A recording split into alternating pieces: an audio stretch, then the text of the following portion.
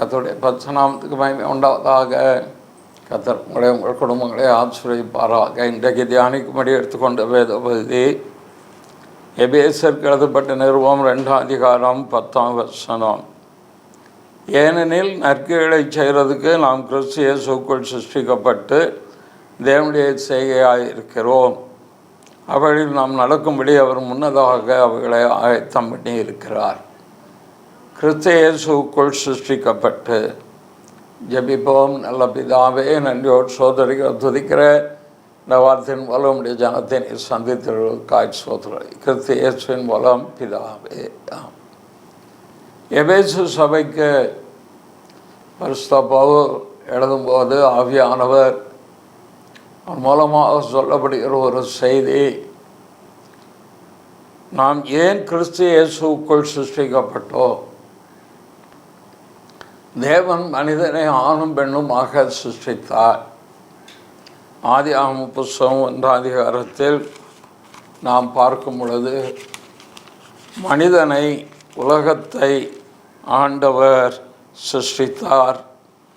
ஆதியாகமம் 1:27 தேவன் தம்முடைய சாயலாக மனுஷனை சிருஷ்டித்தார், அவனை தேவ சாயலாகவே சிருஷ்டித்தார், ஆணும் பெண்ணுமாக அவர்களை சிருஷ்டித்தார்.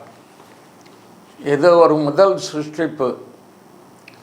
இந்த சிருஷ்டிப்பில் மனிதன் தேவ சாயலிலே தெய்வீக குணமுடையவனாக சமாதானம், சந்தோஷம், இளைப்பாறுதல் உடையவனாகவும் சுகமுள்ளவனாகவும் அவன் காணப்பட்டான்.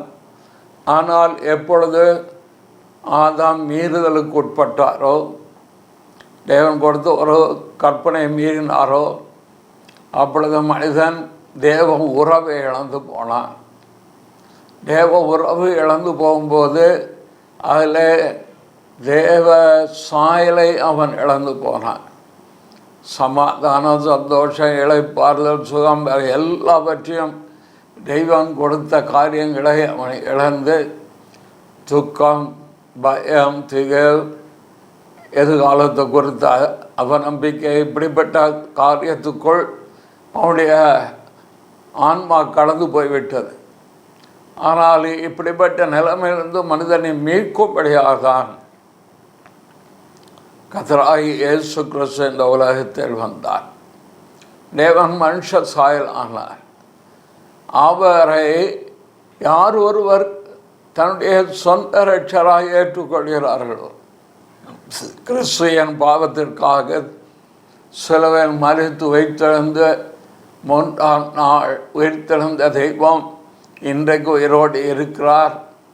அவரே என் பாவ பரிகாரி, அவரே கிருபாதார பலி என்று யார் ஒருவர் தங்கள் இருதயத்தில் முழு மனதோடு விசுவாசிக்கிறார்களோ, அவர்கள் மறுபிறப்பின் அனுபவத்தை அல்லது இழந்து போன தேவ சாயலை, தேவ உறவை கிறிஸ்துவுக்குள் அவர்கள் மறுபடியும் பெற்றுக்கொள்கிறார்கள். அதை பெற்றுக்கொண்டபடியினால்தான் இன்றைக்கு நான் இந்த செய்தியை உங்களுக்கு சொல்லக்கூடிய தகுதி உடையவனாக இருக்கிறேன். இதை கிறிஸ்துவுக்குள் சிருஷ்டிக்கப்படுதல் என்று வேதம் நமக்கு காண்பிக்கிறது. ஒருவன் கிறிஸ்துவுக்குள் இருந்தால் அவன் புது சிருஷ்டியாய் இருக்கிறான். பழையவள் ஒழிந்து போயின, எல்லாம் புதிதாயின. ஆகவே 2 கொரிந்தியர் 5ஆம் அதிகாரம் 17ஆம் வசனத்தில் இப்படி இருக்க ஒருவன் கிறிஸ்துவுக்குள் இருந்தால் புது சிருஷ்டியாக இருக்கிறான், பழையவள் ஒழிந்து போயின, எல்லாம் புதிதாயின. பழையவள் என்றால் உடைய பாவங்கள் ஒழிந்து போயின. பாவ மன்னிப்பாகிய மீட்பு அவனுக்கு கிடைக்கிறது. புதியவளாயின என்றால் ஒரு புதிய நம்பிக்கை, நித்தியத்தை குறித்த ஒரு நம்பிக்கை, எதிர்காலத்தை குறித்த ஒரு நம்பிக்கை அவனுக்கு கிறிஸ்துவுக்குள் கிடைக்கிறது. ஏனென்றால் அவன் கிறிஸ்து இயேசுக்குள் உடைய விலையேறப்பட்ட இரத்தத்தால் கழுவப்பட்டு மீட்கப்பட்ட அந்த ஆன்மா புதிய மனுஷனாக அவன் காணப்படுகிறான். இதுவே புது சிருஷ்டி. ஆகவே கிறிஸ்துவுக்குள் இப்படி சிருஷ்டிக்கப்பட்டதுக்கு என்ன காரணம்? எதற்காக நாம் அப்படி கிறிஸ்துவுக்குள் இன்னொரு சிருஷ்டிப்பை தேவன் நமக்குள் உண்டு பண்ணினார். முதல் சிருஷ்டிப்பில் மனிதன் பாவம் செய்து மீறுதலை உட்பட்டான். ஆனால் இரண்டாவது கிறிஸ்துவுக்குள் உண்டான அந்த மறுபிறப்பின் சிருஷ்டிப்பிலே தேவன் ஒரு நோக்கத்தை வைத்திருக்கிறார். அது கிறிஸ்துவோடு கூட அவன் வாழ வேண்டும் என்கிற நோக்கம் மாத்திரம் அல்ல, நற்கிரியைகளை செய்ய வேண்டும் என்கிற ஒரு நோக்கம். அவன் நற்கிரியைகளை தேரவனாக இருக்கணும். இதுவரைக்கும் அவனுடைய வாழ்க்கை துர்க்கிரியை உள்ளதாக இருந்திருக்குமானால், கிறிஸ்து இயேசுவை எப்பொழுது அவன் விசுவாசித்து ஏற்றுக்கொண்டானோ அதை ஏற்றுக்கொண்டார்களோ யாராக இருந்தாலும் அவர்களுக்குள்ளே தேவன் எதிர்பார்க்கிற அல்லது வைத்திருக்கிற ஒரு காரியம் நற்கிரியைகளை செய்ய வேண்டும் என்பது. மத்தேயு சுவிசேஷத்தில் ஆண்டவர் சொல்லும்போது 5ஆம் அதிகாரத்தில் அவர் சொன்ன காரியம், நற்கிரியைகளை செய்வதனாலே நீங்கள் உலகத்துக்கே வெளிச்சமாய் இருக்கிறீர்கள். 5:16 மத்தேயு, இவ்விதமாய் மனுஷர் உங்கள் நற்கிரியைகளை கண்டு பரலோகத்திற்கு உங்கள் பிதாவை மகிமைப்படுத்தும்படி உங்கள் வெளிச்சம் முன்பாக பிரகாசிக்க கிடவது. உங்கள் வார்த்தையை கேட்டல்ல, உங்களுடைய நடக்கையை கண்டு என்னுடைய நாமம் மகிமைப்பட வேண்டும் என்றுதான் ஆண்டவர் வேதத்திலே சொல்லி வைத்திருக்கிறார். உங்கள் வார்த்தை எப்படி இருந்தாலும், அன்பொழுக இருந்தாலும், உங்களுடைய வார்த்தையில் இனிமை இருந்தாலும், உங்களுடைய கிரியைகள் அதற்கு ஏற்றபடி இல்லை என்று சொன்னால் அது தேவனை மகிமைப்படுத்துவதாக இராது. ஆகவேதான் மனுஷர் உங்கள் நற்கிரியைகளை காண வேண்டும். நம்முடைய நல் நடக்கையை அவர்கள் பார்க்க வேண்டும். நம்முடைய இரக்க குணத்தை அவர்கள் பார்க்க வேண்டும். தயாள குணத்தை அவர்கள் பார்க்க வேண்டும். ஆண்டவர் இயேசு கிறிஸ்துவிடத்திலே அன்பு கூர்ந்து நம்முடைய கிரியைகளை நாம் வெளிப்படுத்த வேண்டும். லூக்கா சுவிசேஷம் 7ஆம் அதிகாரத்தில் ஒரு பெண்மணி 38ஆம் வசனத்தில் அவருடைய பாதங்களின் அருகே பின்னாக நின்று அழுது கொண்டு அவருடைய பாதங்களை தன் கண்ணீரினால் நனைத்து தன் தலைமையினால் துடைத்து அவருடைய பாதங்களை முத்தம் செய்து பரிமள தைலத்தை பூசினாள். அவளை பாவியாக ஸ்திரீ என்று சொல்கிறான் பரிசேயன். ஆனால் அவளோ ஆண்டவர் இயேசு கிறிஸ்துவனிடத்திலே ஒரு நற்கிரியை அவள் செய்திருந்தாள். அவள் செய்த ஒரு நற்கிரியை பிறருடைய பார்வைக்கு அது உகந்ததாய் இருந்ததாய் இல்லையா என்பதை நாம் எடுக்காவிட்டாலும் தேவனுடைய பார்வையில் அது உகந்ததாக இருந்தது, தகுதி உள்ளதாக இருந்தது. அவளை குறித்து ஆண்டவர் இன்னும் சொல்லும்போது 47ஆம் வசனத்தில் மிகவும் அன்பு கூர்ந்தாளே. எதன் அடிப்படையிலே அவள் அந்த நற்கிரியையை கிறிஸ்து இயேசுவினிடத்தில் செய்தாள்? ஒன்று, அவள் ஆண்டவர் இயேசுவை விசுவாசித்தாள். அருமையானவர்களே, நம்முடைய வாழ்க்கையில் நாம் நற்கிரியை செய்ய வேண்டுமானால் ஆண்டவர் இயேசுவையும் அவருடைய வார்த்தையையும் நாம் விசுவாசிக்க வேண்டும். 66 புத்தகம் இருக்கிறது. இந்த 66 புத்தகத்தில் இருக்கக்கூடிய நீதி, நியாய கற்பனைகள், வாழ்க்கைக்குரிய கற்பனைகள், புது உடன்படிக்கையின் அடிப்படையில் ஆண்டவர் சொல்ல இருக்கிற கற்பனைகளுக்கு மேல் விசுவாசம் வைத்து அதை கைக்கொள்ளுவதாக நாம் இருப்போமானால் நாம் ஆண்டவருக்கென்று அந்த நற்கிரியலின் மூலம் மகிமைப்படுத்தியுள்ளாக இருப்போம். ரெண்டாவது, ஆண்டவரிடத்தில் மிகவும் அன்பு கூர்ந்தாள். முதலாவது ஆண்டவரை நம்பலாம், விசுவாசிக்கலாம். ஆனால் ரெண்டாவதாக நாம் ஆண்டவரிடத்தில் அன்பு கூறணும். அதை சொல்லும்போது முழு இதயத்தோடும், முழு ஆத்மாவோடும், முழு பலத்தோடும், முழு சிந்தையோடும், முழு ஆவியோடும் தேவனாய கர்த்தரிடத்தில் அன்பு கூறுவாயா.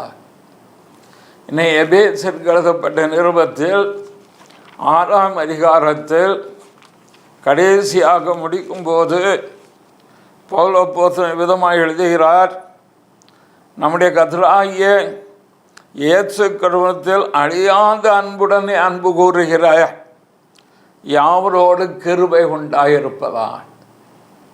என்ன அழியாத அன்பு கூற வேண்டும்? நமக்கு ஒரு காரியத்தை தேவன் செய்தால் அவளுக்கு அன்பு கூறுவதும், ஒரு காரியத்தை தேவன் செய்ய தவறிவிட்டால் அல்லது செய்யாவிட்டால் அன்பு கூறாமல் போவதும் என்பதல்ல. எல்லா நிலைமையிலும் ஆண்டவரிடத்திலே அன்பு கூறுகிறது. இவளை குறித்து மிகவும் அன்பு கூர்ந்தாளே. ஏன்? இவள் செய்த பாவங்கள் மன்னிக்கப்பட்டது. ஆகவே ஆண்டவர் மேலே இவளுக்கு அன்பு தானாக வந்து, தன்னை நேசிக்கிற ஒருவர் இருக்கிறார் என்பதை அவள் அறிந்து கொண்டாள். ஆண்டவர் இயேசுவும் நம்மிடத்தில் அன்பு கூறுகிறவர். தேவன் அன்பாகவே இருக்கிறார். அந்த அன்பின் நிமித்தம்தான் அவர் சிலுவையில் மரித்தார்.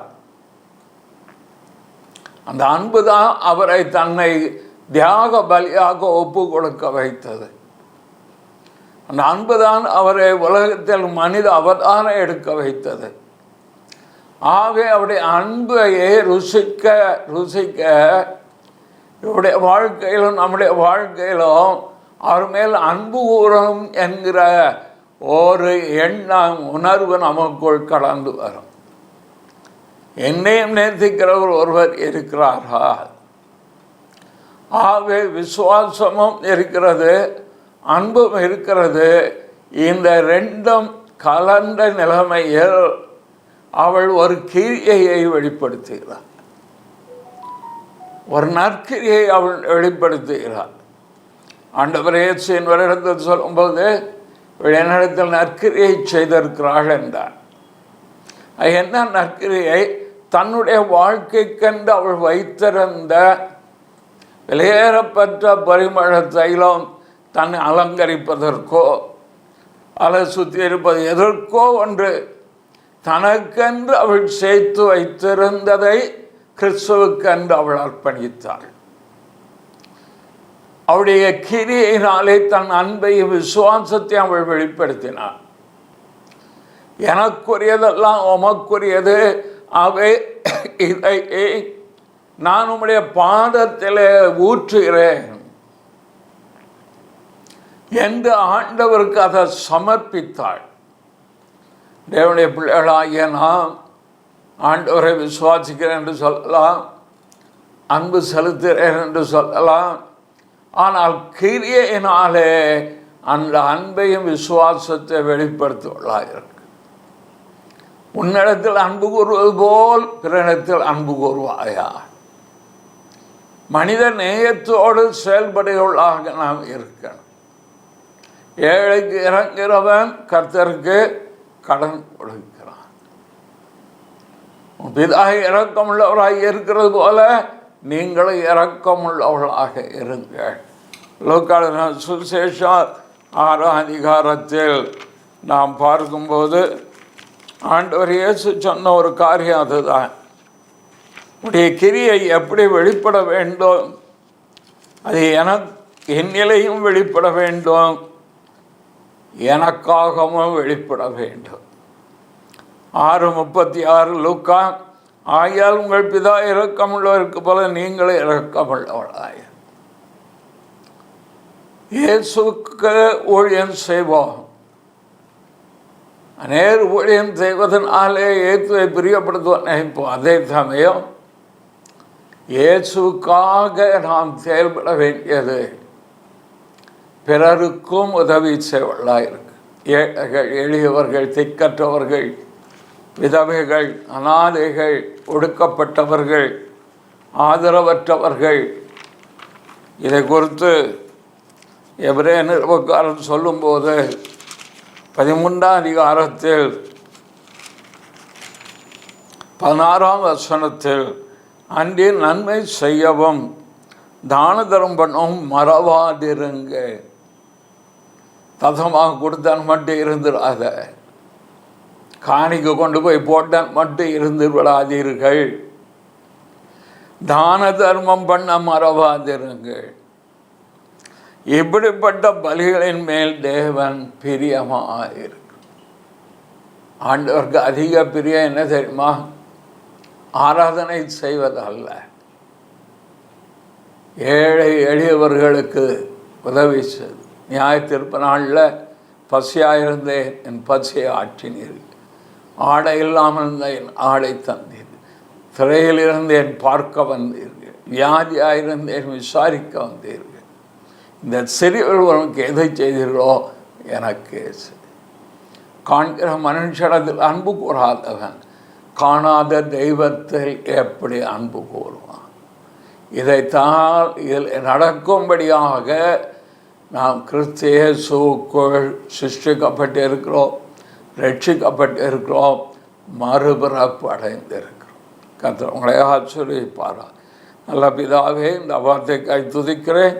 வார்த்தை நம்முடைய ஜனத்தை ஆசீர்வதி. கிறிஸ்து இயேசுவின் மூலம் பிதாவே. ஆமென், ஆமென்.